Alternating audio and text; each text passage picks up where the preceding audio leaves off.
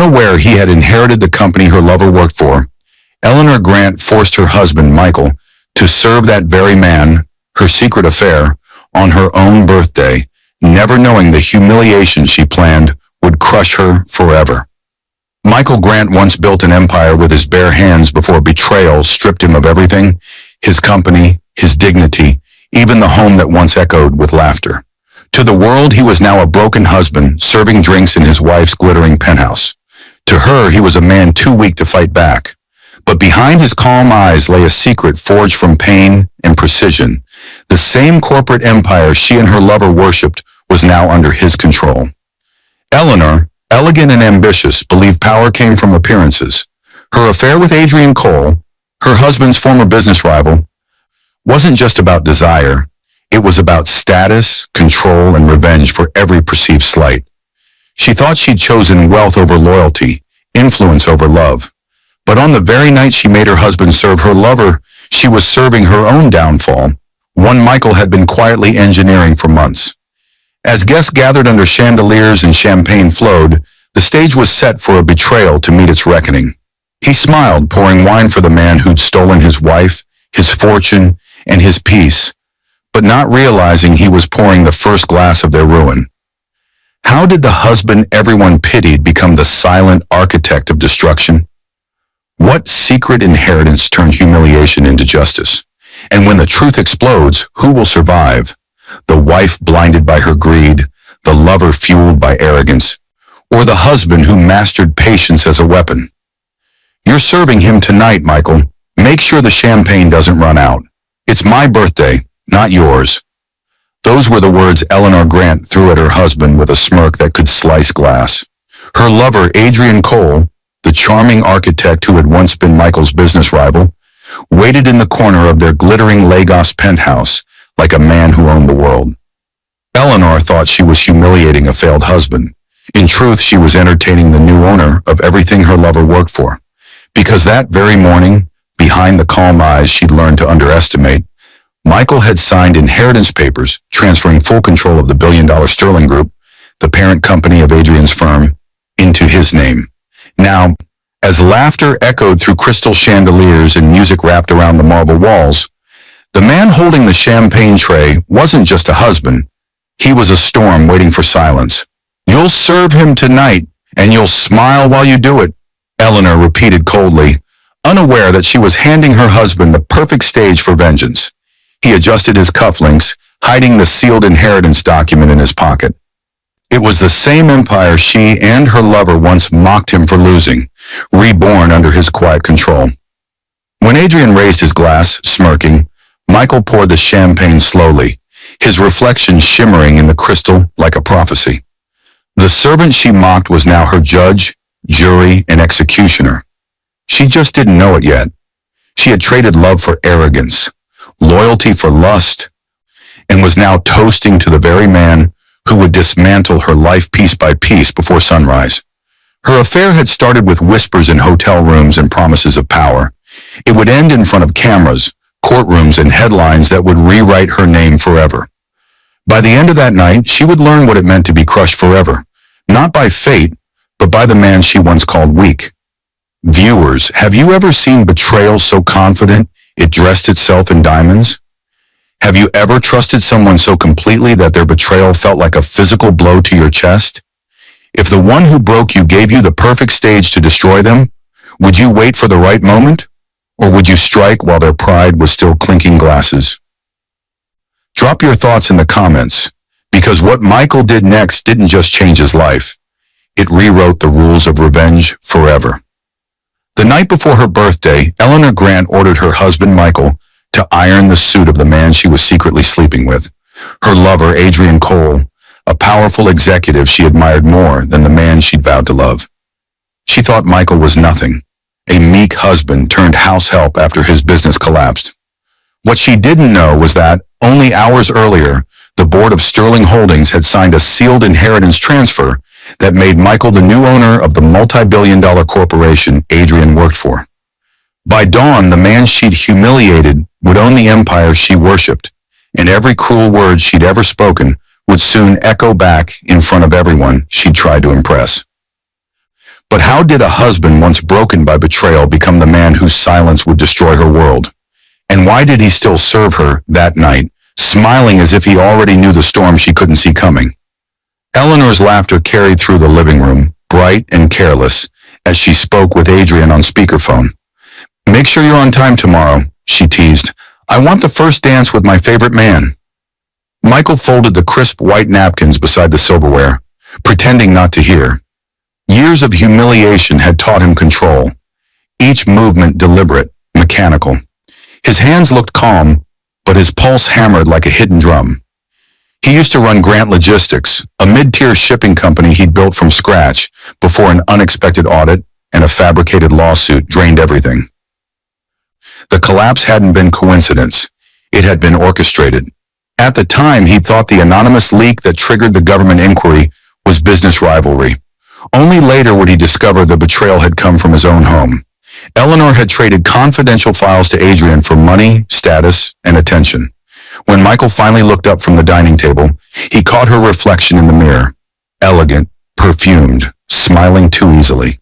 For a moment he remembered the woman she'd been years ago. The woman who cried when his father died, who'd shared burnt pancakes and plans for a small countryside home. But that woman had vanished, replaced by someone sculpted by greed and flattery. Outside, the evening light spilled golden across the penthouse balcony, glinting off a champagne bottle chilling in a bucket. She had planned everything. The dress, the guest list, the public humiliation of her husband reduced to a servant before her lover. Michael had agreed to it all, silent, compliant, because he wanted every mask to fall naturally. No confrontation, no hint of what he truly knew. Upstairs in the master bedroom, he opened the wardrobe where her birthday gown hung. Beneath it, inside a sealed briefcase, lay the legal documents naming him majority shareholder and chairman of Sterling Holdings, the parent company that owns several subsidiaries, including the architectural firm where Adrian Cole held his prestigious position. He'd inherited it through his late uncle, the reclusive founder who had once dismissed Michael as too soft for business. That softness had turned into steel the moment he saw the paternity tests confirming what he'd suspected for months. None of the three children sleeping under their roof shared his blood. They belonged to men Eleanor had once called clients. Each affair neatly aligned with her rise in social circles, each pregnancy cloaked by perfectly timed apologies. He'd spent weeks quietly preparing, moving funds, hiring forensic accountants, restoring his credibility through allies who owed him favors from his early corporate years. Every step was deliberate, every gesture rehearsed, every smile masking calculation. "Michael," Eleanor said sharply, snapping him out of thought, "the plates aren't aligned properly. Honestly, what do you even do all day? Adrian's assistant sets a better table than you." He adjusted one plate, then another, his voice calm. "It's your day tomorrow, Ellie. You deserve perfection." She rolled her eyes. "Finally, something we agree on." He almost smiled. "You'll get perfection," he thought, "just not the kind you expect." When she left the room to take another call, Michael sat at the edge of the table, staring at the family portraits lining the hallway. Photos from vacations he'd paid for, birthdays he'd organized, anniversaries she'd later rewrite as Adrian's ideas. Each picture felt like a lie trapped in a frame. From his pocket, he drew a small velvet box. Inside wasn't jewelry, but a flash drive. The final proof linking Eleanor and Adrian to the corporate espionage that had nearly ruined his former company. It contained emails, offshore transfers, and security footage. He'd gathered it all slowly, methodically, until the web was tight enough to snap on command. The doorbell rang. A courier. Michael signed for a package addressed to Eleanor, a diamond bracelet and a handwritten card from Adrian. The card read, "For the queen who made me believe power can be beautiful." He set it on the marble counter without a word. Later that night, while Eleanor soaked in the bath humming to herself, Michael poured himself a glass of scotch and stood by the window overlooking the city lights. The skyline shimmered with the kind of calm that precedes a storm. Tomorrow she'd make him serve her lover in front of her guests. She'd think it was the final act of dominance, but tomorrow she would be serving him without even knowing it. And when the truth arrived, it wouldn't just crush her. It would bury every illusion she had ever built. The morning of Eleanor's birthday rose bright and clear, sunlight spilling through the floor-to-ceiling windows of their penthouse overlooking the Chicago skyline. The air smelled of lilies and new champagne. A string quartet rehearsed softly in the courtyard below. Eleanor stood before her mirror in a gown the color of liquid silver, tilting her head as she admired herself. "Michael, zip me up," she said, her tone commanding but careless. He approached quietly, the faint scent of his cologne mixing with hers. His reflection looked steady, expression unreadable. As he slid the zipper up her back, she caught his eyes in the mirror. "Don't look at me like that," she said. "It's my day. Try not to embarrass me for once." He gave a short nod, murmuring, "Wouldn't dream of it." Her phone buzzed, a message from Adrian Cole. "On my way, love. Make sure your husband brings the champagne." She smiled faintly and slipped her phone into her clutch. Michael saw it but said nothing. By late afternoon, the penthouse brimmed with laughter and camera flashes. Politicians, executives, and society influencers filled the marble hall, exchanging stories of deals and investments. Eleanor moved among them like a queen, dazzling in charm, while Michael moved like a shadow, refilling glasses, adjusting lights, answering the staff's questions. Every guest assumed he was a personal coordinator, not her husband. She let them believe it. At 6, Adrian arrived. The crowd hushed subtly. He carried that magnetic arrogance polished by success. Tall, clean-cut, confident. He kissed Eleanor's cheek openly, lingering too long, while Michael stood at a respectful distance with a tray of drinks. Several guests exchanged knowing looks. Gossip was the blood of their circle. Eleanor pretended not to notice, but her pulse quickened. She wanted everyone to see. "Michael," Adrian said with a smirk, "be a good man and bring us the 52 Bollinger from the cellar. I trust you know where it is?" Michael's lips curved slightly. "Of course. I bought it." Adrian chuckled, thinking it was a joke. "Then let's toast to the woman who keeps us all inspired." As Michael turned toward the cellar, he passed the portraits of Eleanor's so-called perfect family, the children laughing in matching outfits. He paused briefly, remembering the hospital files and DNA results hidden in his briefcase upstairs. Their youngest son's middle name was Adrian's suggestion. It all made sense now. The guests gathered on the terrace as evening settled. Fairy lights blinked overhead, a soft wind sweeping the curtains. Eleanor clinked her glass for attention.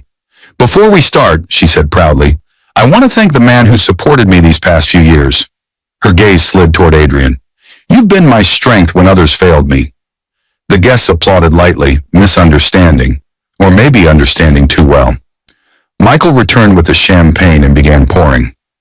Eleanor didn't acknowledge him, except to whisper sharply, "Don't spill on my dress." He poured the last glass and stepped back, folding his hands. Adrian raised his flute. "To Eleanor," he declared, "the most radiant woman in this city, and the reason my career still has meaning." The crowd laughed. Michael's eyes flicked toward the sliding doors. 2 men in black suits had just entered quietly. They were from Sterling Holdings' legal department. He had arranged for them to come bearing the sealed envelope at precisely this hour. Eleanor glanced toward them, confused, but assumed they were additional staff. "Music, please," she said, and the quartet resumed. She turned to Adrian. "Our dance?" They moved to the center of the terrace. As they began to sway, cameras flashed, guests whispered, and Michael stood at the edge, watching his wife lean into another man's arms. But his stillness wasn't weakness anymore. It was composure sharpened by truth. The lawyer approached him discreetly. "Mr. Grant, everything's prepared. The board resolution is official as of this morning. You're the sole heir and controlling shareholder of Sterling Holdings, effective immediately." Michael's eyes didn't leave the dancing couple. "Perfect. Have the announcement ready for tomorrow's press release, but deliver a courtesy copy tonight." He walked to the sound system and tapped the microphone. "Ladies and gentlemen," he said quietly. The quartet stopped. Conversation faltered.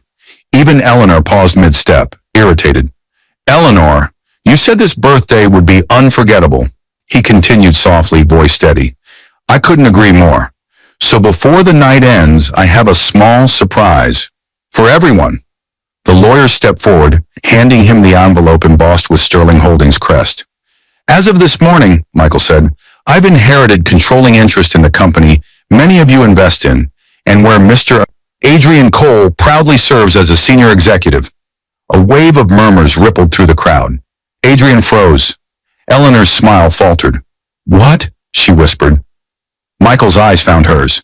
"You made me serve him. Now he works for me." He placed the envelope on the table and poured himself a drink, ignoring the stunned silence. Adrian tried to recover with a laugh. "That's impossible." "Check the registrar," Michael said simply. "The documents are public by now." Eleanor's glass trembled slightly in her hand. Cameras captured her confusion. Perfect, he thought. Public humiliation was always her favorite sport. Tonight, she'd taste it. Michael turned toward the guests. "Please enjoy the evening. After all, it's a celebration." He walked away, leaving her staring after him, the music resuming faintly like nothing had happened. Yet under the surface, whispers exploded, rumors of inheritance, betrayal, and poetic justice filling the marble halls. Eleanor felt her throat tighten, realizing the man she'd ordered to serve her lover had just shifted the entire balance of power without raising his voice. And tomorrow, when the papers hit the newsstands, everyone would know she had built her birthday around the man she secretly betrayed, only to find herself dancing in front of her new boss's husband. The morning after the party broke like any other, until it didn't. Chicago's skyline gleamed under the soft gold of sunrise, but for Eleanor Grant, the light felt sharp and merciless. Her phone buzzed nonstop. Headlines screamed across every business outlet. Michael Grant, named sole heir and chairman of Sterling Holdings, surprise board takeover reshapes corporate hierarchy. Her hands shook as she scrolled. Every outlet used the same photo, her standing beside Adrian on the terrace, his arm around her waist, while Michael in the background poured champagne. The irony wasn't lost on anyone. She had publicly humiliated the man who now owned everything her lover worked for. Michael sat in the kitchen, calm as ever, sipping black coffee.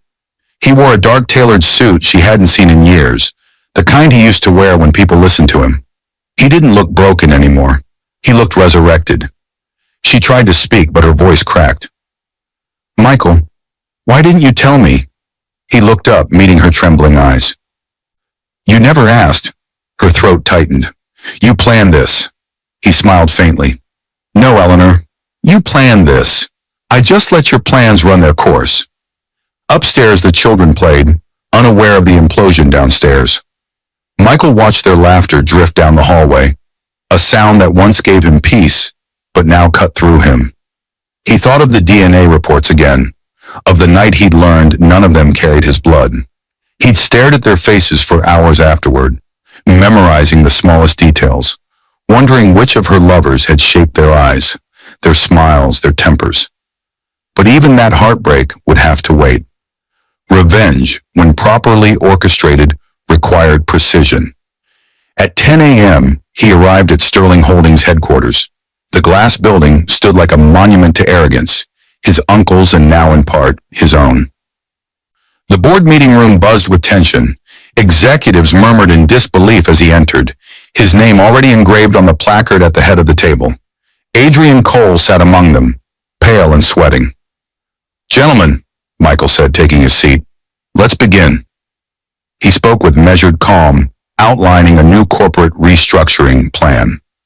Each clause had been prepared long before, buried in his uncle's estate directives. One paragraph in particular ordered an immediate ethics investigation into all departments, especially the architectural branch overseen by Adrian Cole. Adrian shifted in his chair. "That's unnecessary, Michael. We've already cleared last quarter's audits." Michael's gaze held his. "I'm sure you have nothing to hide." Then, the legal team distributed documents, emails showing confidential transfers from Grant Logistics to Adrian's private accounts. They were the same stolen blueprints that had destroyed Michael's company years ago. His voice remained calm as he explained each piece of evidence, while the board listened in stunned silence. By the time he finished, Adrian's hands had gone cold. "You can't prove Eleanor was involved," he said hoarsely. Michael leaned back. "Can I?" He slid another folder forward. Photos, call records, private correspondence. Eleanor's name signed beside every illegal transaction. The chairman of the ethics committee cleared his throat. "Mr. Cole, pending full investigation, you're suspended effective immediately." Adrian stood abruptly. You're making a mistake. She promised. Michael's tone was ice. Promises made in bed don't hold in boardrooms. Adrian's jaw tightened, but he said nothing more. He gathered his briefcase and walked out, the room's silence trailing after him. Michael watched him go, a calm satisfaction pulsing under his skin. Revenge wasn't about shouting, it was about removing oxygen slowly until the other person realized too late they couldn't breathe. After the meeting, he drove home. The penthouse was quiet now. The children were at school. Eleanor sat on the couch, knees drawn to her chest, staring blankly at the news. Her phone had stopped ringing. Friends had stopped replying.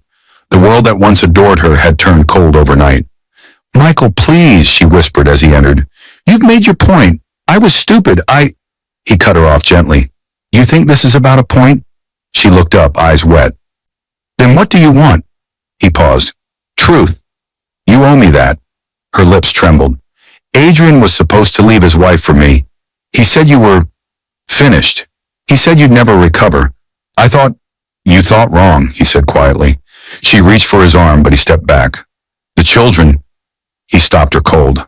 Don't. Not that word. His voice cracked slightly, then steadied. They're not mine, Eleanor. Not one of them. She froze. You saw the results? He nodded. Everyone. The silence that followed was suffocating. She broke into sobs, hands over her mouth, the weight of years collapsing in seconds. Michael didn't flinch. Pack your things, he said finally. You and your lover built your future together. Go live in it. The children will be taken care of financially, but they will not carry my name. When she tried to speak again, he turned away, his expression unreadable. You spent years teaching me humiliation, he said softly. Now you'll learn what it feels like to live without a name, a home, or respect. That night, as he sat alone by the window overlooking the city, his mind drifted to his parents, their broken marriage, his mother's endless forgiveness, his father's quiet despair. Every betrayal in his bloodline had taught him one lesson. Forgiveness feeds monsters. For once, he refused to feed them. Tomorrow, Eleanor would face the first of many lawsuits. Embezzlement, breach of trust, perjury. Adrian's suspension would turn into dismissal, then public disgrace, and all of it would unfold legally, quietly, brutally. This wasn't just revenge. It was justice, written in silence, signed in pain, sealed in truth. The lawsuit hit like a thunderclap. By noon the following day, every major business outlet and news channel had picked up the headline, Sterling Holdings chairman files federal lawsuit against former executives for fraud, espionage, and misappropriation. The names listed beneath the charges were unmistakable. Adrian Cole and Eleanor Grant. Eleanor sat on the edge of her bed, staring at the papers her lawyer had just delivered. Her reflection in the mirror looked unrecognizable. No makeup, no composure, no confidence. Her empire of pretense was collapsing. Adrian's calls had gone unanswered since morning.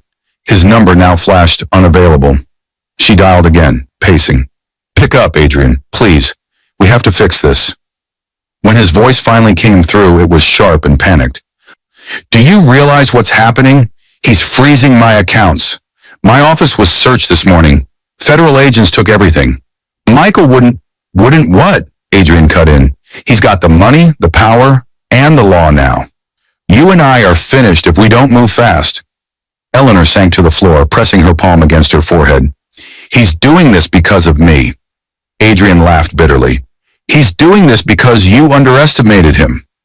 By afternoon, Adrian was escorted out of Sterling Holdings under the gaze of security guards and journalists. Cameras flashed as he walked through the glass doors, face pale, clutching a cardboard box of his belongings. Reporters shouted questions, and one voice cut through the noise. Mr. Cole, is it true your affair with Mrs. Grant led to your termination? He didn't answer. Across town, Michael watched the live footage from his office, unmoved. He stood before the panoramic window overlooking downtown Chicago, the city glowing under late sunlight. His reflection stared back at him, calm, cold, deliberate. His assistant, Claire, entered quietly.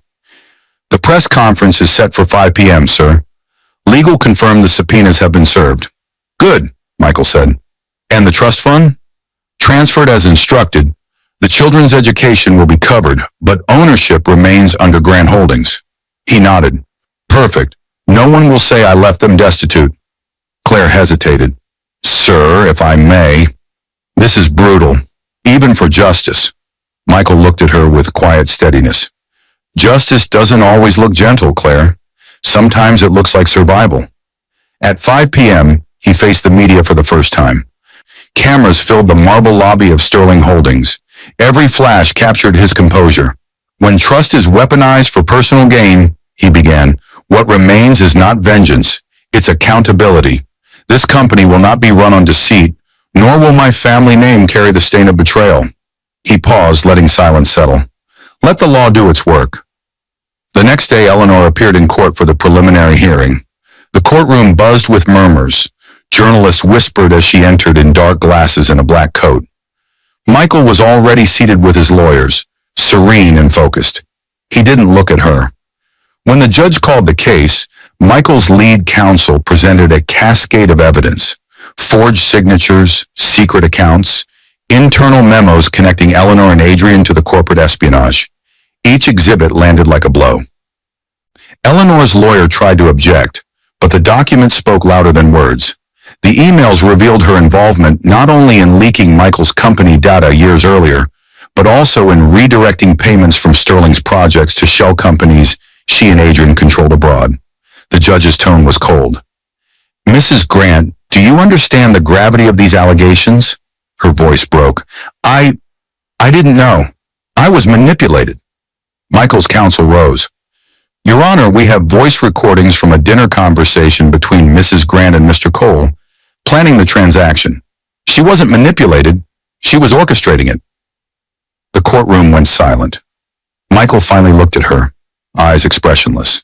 It wasn't hatred. It was closure, the kind that comes from finally seeing the truth too clearly to ever love again. Outside the courthouse, cameras swarmed them. Eleanor shielded her face while Michael walked past, unhurried. Reporters shouted, Mr. Grant, what will happen to your wife? He didn't stop walking. Ex-wife, he said quietly. That night, the footage went viral. Her sponsors withdrew, charities she supported cut ties, and her socialite friends vanished. By midnight, she sat alone in the darkened penthouse, the walls echoing with memories of the life she destroyed. The home she once flaunted now felt like a mausoleum. Meanwhile, Adrian's situation worsened. His assets were seized, his passport flagged. His wife filed for divorce. His reputation in ruins. He fled to a motel outside the city, living off prepaid cards in silence. He tried calling Eleanor once more, but she didn't answer. Michael, on the other hand, moved with precision. Each day was another step in his 15-layered plan of retribution. He wasn't content with their public disgrace. He wanted their legacy erased. He bought the charity foundation that bore Eleanor's name and renamed it after his late mother. He acquired Adrian's architectural firm through a shell company, liquidated its assets, and donated the proceeds to victims of financial fraud. Every act of destruction carried a moral weight, a mirror held up to their choices. In private moments, Michael's thoughts drifted to the past. The boy who'd watched his mother forgive a father who cheated and left. The young man who believed loyalty could fix broken people. Those ghosts had followed him his entire life. Now they were gone. He'd learned that mercy was for the innocent. By the end of the month, Eleanor received notice of her official indictment. Adrian was arrested days later for tax evasion and fraud, and for the first time in years, Michael slept peacefully. Yet beneath the calm, a strange emptiness lingered. Revenge had filled the silence, but it hadn't restored what was lost. Still, justice had been served, and that was enough. The headlines had moved from outrage to pity. Former socialite Eleanor Grant declared insolvent.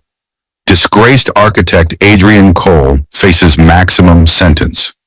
In less than 6 weeks, the empire they'd built on stolen affection had turned to ash. Eleanor's once lavish penthouse now stood half empty. Federal agents had stripped it bare. Paintings gone, jewelry cataloged, even the children's toys boxed for liquidation. The laughter that had once echoed through the corridors was replaced by the hum of city traffic and the occasional creak of loneliness. She stared at the eviction notice taped to the front door, unable to process the finality. Her phone rang, a number she didn't recognize. When she answered, a familiar calm voice filled her ear. Eleanor. She froze. Michael, I wanted to make sure you received the notice. The bank has repossessed the property. You have until Friday to vacate. You can't. These are your children's things. They're not mine, he said quietly. You made sure of that. The line clicked dead. She sank onto the cold marble floor, the phone slipping from her fingers. Memories swarmed. The early years when Michael brought her breakfast in bed, when he held her through anxiety attacks, when they dreamed of building something real. How had she gone from that to this? Down at the county detention center, Adrian stared through the glass partition at his lawyer. His once sharp jawline had softened under stress, his eyes sunken. You're telling me he bought the firm?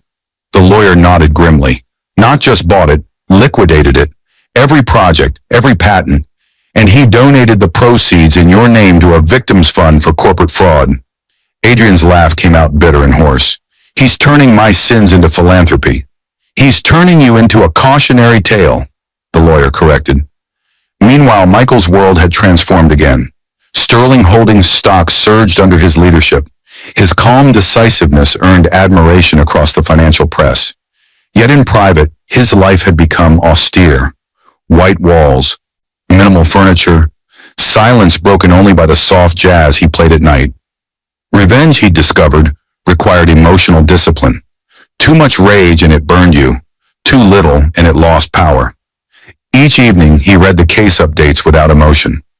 Eleanor's court-appointed attorney had filed for bankruptcy protection, but Michael's team had anticipated it. Every loophole closed, every move countered. He'd learned patience the hard way, from watching his mother forgive until she forgot herself. He would not repeat that pattern. Still, traces of humanity flickered. When his driver handed him a letter from the children's school requesting financial support, he signed it without hesitation. He wouldn't punish the innocent, but he also instructed the school to remove his last name from their records. They would grow without the illusion of inheritance, free from the shadow of deception. On a rainy Tuesday, Eleanor caught sight of him for the first time since the trial. It was outside the courthouse, she in a wrinkled coat, clutching a folder of plea documents, he stepping out of a black Rolls-Royce, immaculate in a navy suit. For a moment, time folded. Michael, she called. He paused, looked over his shoulder. The faintest trace of memory passed across his face, then vanished. I need to talk to you, she said, hurrying toward him. He waited until she was close enough to hear the low calm in his voice. You had years to talk. You used them to lie. Tears blurred her vision. I didn't mean to destroy you. I was trying to feel seen. And I was trying to build a life, he said. We both succeeded. Yours just collapsed faster. She reached for his sleeve, but he stepped back. Please, Michael, I have nowhere to go. He studied her for a long, unbearable moment. Then he said quietly, That's the first honest sentence you've spoken in years. He turned and walked away as the rain began to fall, leaving her standing on the courthouse steps, the ink on her plea papers bleeding into nothing. That night she slept in a cheap motel on the edge of town. The flickering neon outside cast harsh light over her reflection. Eyes red, lips trembling. She scrolled through social media, through the endless ridicule. Memes, gossip, podcasts dissecting her fall. In a world she once dominated, she was now public entertainment. Michael, meanwhile, prepared the next layer of his plan, the one not written in contracts or lawsuits but in silence and perception.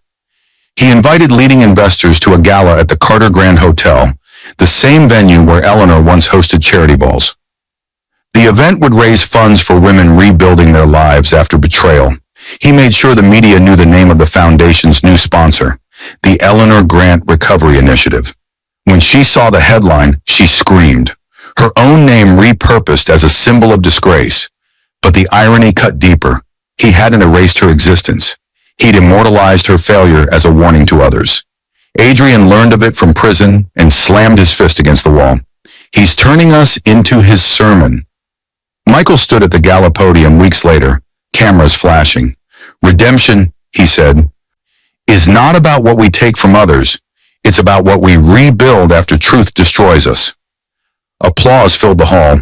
Behind his composed smile, he felt nothing. Just the cold precision of a man who had finally mastered control. But as the applause faded, a quiet thought slipped through the cracks. When the revenge is over, what remains? He ignored it. There were still layers left to execute. Financial, social, emotional. Eleanor and Adrian had not yet reached the bottom. By spring, Chicago had almost forgotten Eleanor Grant. The tabloids that once celebrated her elegance now used her name as a synonym for scandal. Fashion houses withdrew her endorsements. Banks blacklisted her accounts, and friends who once toasted her in penthouse parties now crossed streets to avoid her shadow. Her lover, Adrian, had been sentenced to 10 years in federal prison. His face appeared only on business ethics slides in corporate seminars titled, "When Ambition Turns to Arrogance." Michael watched all of it unfold with methodical silence. He didn't need to move anymore. The damage had momentum, but vengeance, he learned, had layers deeper than money or public ruin. The next one wasn't about law or finance. It was about identity. He began quietly buying up every asset tied to Eleanor's former life, her fashion brand partnerships, her trust investments, her mother's debt notes.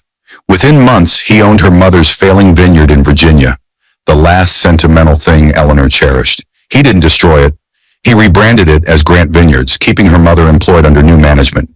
When word reached Eleanor, she understood the message. Even her memories now belonged to him. One morning, Michael's assistant placed a stack of news clippings on his desk. One headline caught his eye. Former socialite spotted working at downtown cafe. The grainy photo showed Eleanor behind a counter, hair tied back, face pale and drawn.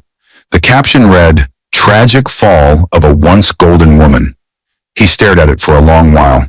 The satisfaction he expected didn't come. That evening, he visited the cafe in disguise. A baseball cap, sunglasses, the anonymity of a man among strangers. She didn't recognize him when she served his coffee.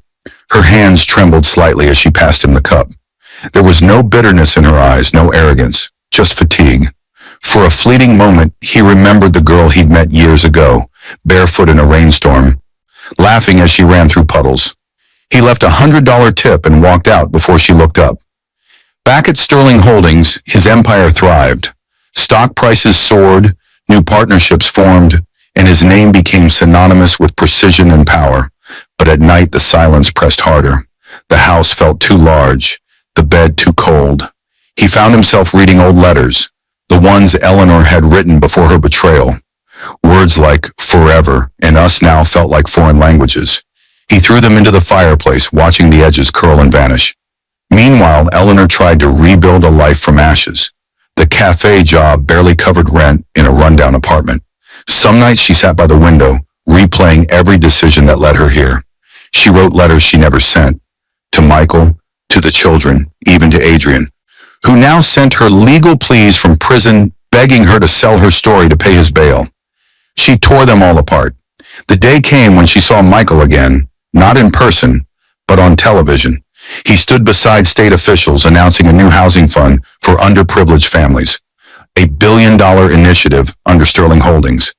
The foundation's name flashed across the screen, the Hartwell Grant Family Trust. Beneath it, a line of dedication scrolled, in honor of every person who trusted the wrong heart. Her chest tightened. It was him, using their story, their ruin, as inspiration for moral rebranding. He was turning her betrayal into philanthropy. For Michael, it wasn't cruelty anymore. It was evolution. He'd rebuilt his world around redemption, not forgiveness. Every speech he gave, every project he launched, framed betrayal as the seed of transformation. Investors loved it. The public adored it. He'd become a symbol of resilience, not revenge. Yet in quiet moments, the ghost returned. He'd stand on his penthouse balcony overlooking the same skyline where it all began, wondering whether he'd avenged himself or just traded one kind of imprisonment for another. One night, Claire, his assistant, lingered after a meeting. "You've built an empire from ashes, sir, but may I ask something personal?" He nodded. "Do you ever miss her?" Michael's gaze drifted toward the city lights. "No," he said after a pause, But I missed the man I was before she made me who I had to become. The silence that followed said everything. Weeks later, he received a letter. No return address, just his name in familiar handwriting. He almost threw it away. But curiosity won. Inside were 3 words written in faint ink. I forgive you. He read it once, then again. It didn't sting. It didn't soothe. It simply existed. A ghost of closure from a woman who had nothing left to lose. He placed the letter in his desk drawer beside the original inheritance papers, the start and the end of his transformation. Outside, rain began to fall against the glass. He stood by the window, watching the water blur the city lights. Somewhere downtown, Eleanor wiped tables in the same cafe, unaware he'd left the largest donation her employer had ever received. Anonymous, quiet, final. And for the first time in years, Michael smiled. Not from triumph, but release. The war was over. The revenge complete. But the peace, that would take longer to learn. Autumn settled over Chicago in long gold light and early dusk. Sterling Holdings glimmered like a citadel above the river, its mirrored glass reflecting the city's pulse. Inside, Michael Grant stood before the boardroom window while the meeting ended behind him. Applause, handshakes, congratulations. He barely heard them. The numbers were perfect. The expansion into European markets, flawless. Yet the success felt like a sound muffled underwater. When the doors closed and he was finally alone, he opened a drawer in the sideboard. Inside lay the old photograph he had kept hidden for years, his parents on their wedding day. His father, William Grant, smiling too wide. His mother, Helen, eyes bright with a faith that would later destroy her. He remembered the nights she waited by the window for a man who never came home sober. The whispered phone calls, the hidden perfume receipts, the arguments that stopped only when the money ran out. He had been 12 when he saw his mother kneel in the kitchen, begging his father not to leave for another woman. William had left anyway, tossing a wad of bills on the counter as if that could buy forgiveness. Michael never forgot that look on her face, the exact mixture of disbelief and shame that Eleanor had worn the night he revealed the paternity tests. Betrayal, he thought, was hereditary. It ran through bloodlines like a silent disease. Now, with the city at his feet, he finally saw what his mother must have felt after revenge curdled into emptiness. She had died forgiving the man who destroyed her. He had lived destroying the woman who betrayed him. Different endings, same loneliness. The office lights dimmed automatically at 8. He picked up his coat and left, walking along the riverwalk where street performers played slow jazz under the bridges. The air smelled of rain and roasted chestnuts. Couples passed, laughing softly. For the first time in months, he didn't feel anger, only a strange, hollow fatigue. Across town, Eleanor sat in a small apartment above the cafe where she worked. The walls were thin, the heating unreliable, but it was hers. She had begun taking night classes in accounting, hoping one day to start over. She told no one her real name. On her ID badge, she was Ellen Price. Still, whispers followed her, sometimes when new coworkers recognized her face from old tabloid photos. Some looked at her with pity, others with quiet judgment. One evening, a class assignment required her to analyze a nonprofit's financial statements. She opened the file her professor sent and froze. The document header read, "The Hartwell Grant Family Trust." Her breath caught, the same foundation Michael had named months earlier. She scrolled through the data, eyes blurring as she saw donation lists, audited transparencies, housing projects, every line marked by meticulous integrity. He had turned their tragedy into something genuinely good. For the first time in years, gratitude pierced through shame. She wrote him another letter, this one longer. She didn't ask for forgiveness. She offered understanding. "You were right," she wrote. "We both became what our parents taught us to be. I destroyed trust because I didn't believe love could survive without power. You destroyed love because you believed forgiveness was weakness. Maybe we were both wrong." She mailed it without expecting a reply. Weeks passed.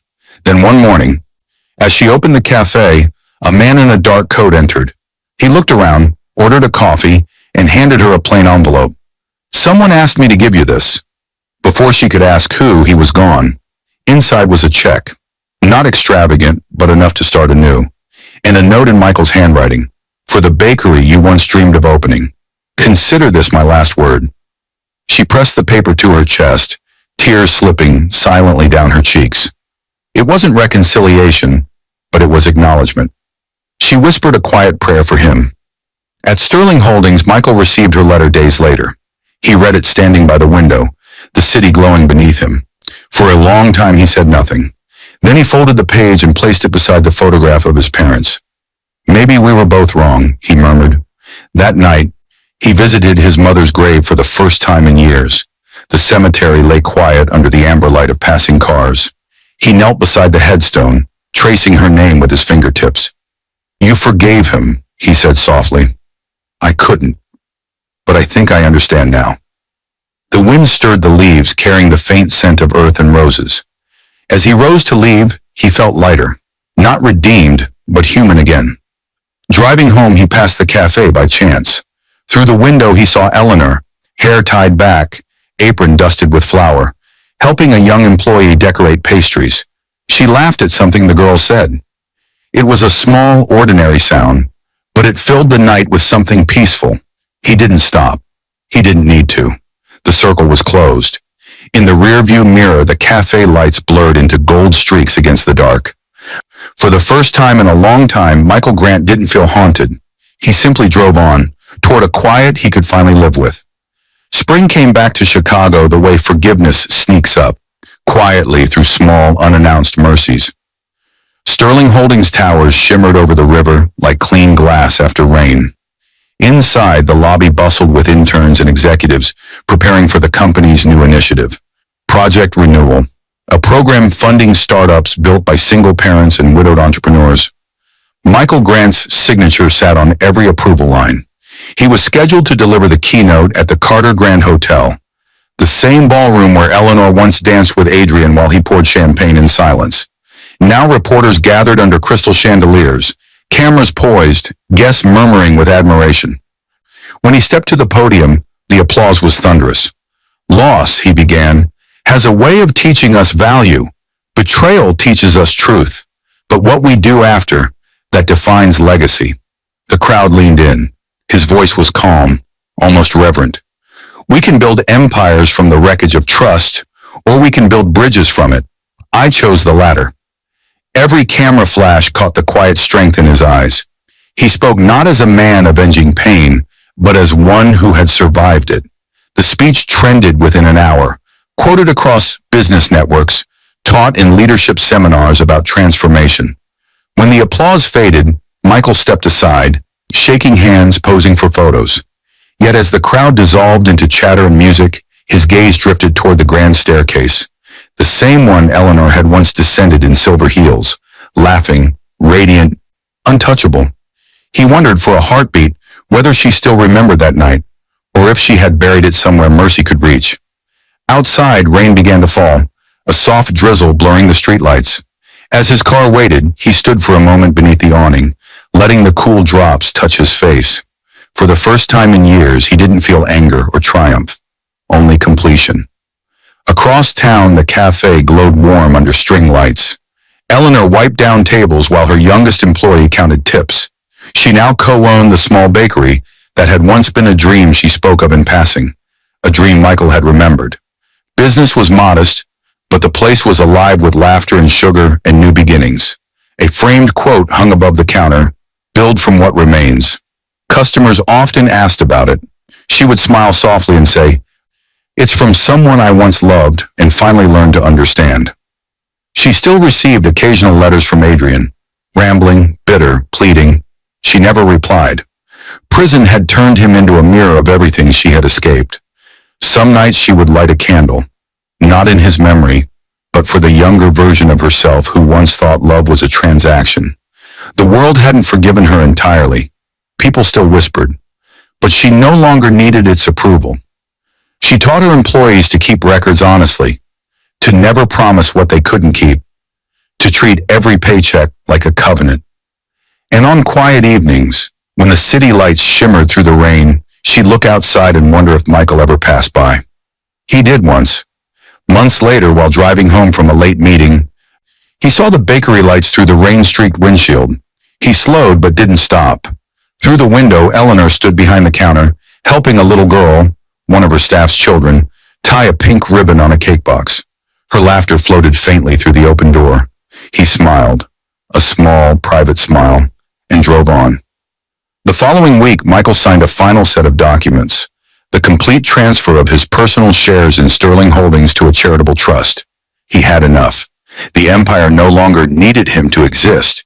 It needed purpose. His attorneys looked stunned. "Sir," one said, "you're giving away a fortune." Michael closed the folder. "I'm keeping peace. That's rarer." He left the office early that day and walked along the lakefront, the skyline reflected in the still water. Every step felt lighter, as if each act of letting go peeled away a layer of armor he no longer needed. The ghosts were quiet now, his father, his mother, Eleanor, even the man he used to be. At sunset, he stopped near the old park bench where he had once proposed to Eleanor 13 years earlier. He sat for a long time, watching the light turn gold over the water. Children laughed nearby, couples strolled, and life went on, unbothered by the memories that once defined him.